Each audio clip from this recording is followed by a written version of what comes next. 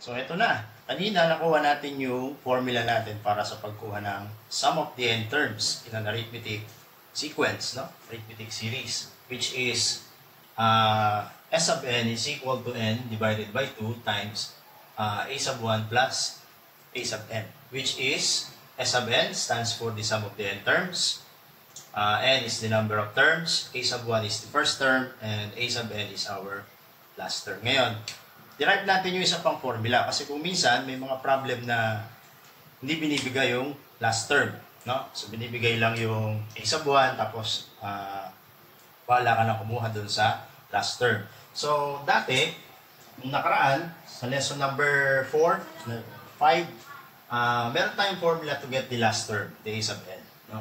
And the formula to get the value of a sub n is given by a sub n equals to a sub 1 plus n minus 1 multiplied by the common difference.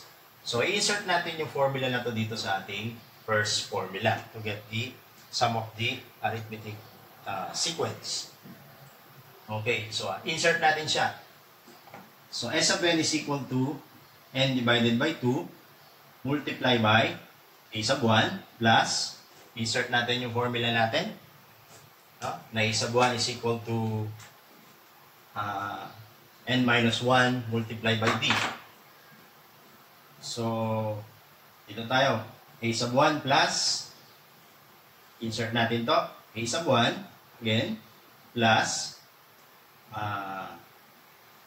n minus 1 multiplied by d.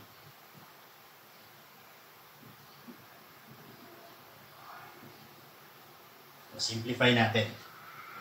So, n over 2 times, okay, yung a sub 1 plus a sub 1, dalawang a sub 1, that's equal to 2 times a sub 1 plus n minus 1 multiplied by d.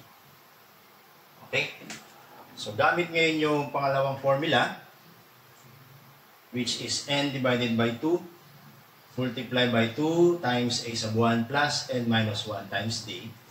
Kahit hindi mo alam yung last term, pwede mo nang gamitin yung formula na to. So this is now the other formula. So ito yung formula number 2 and this is our formula number 1. So that's how to get the sum of the n terms. So magbigay tayo ng halimbawa.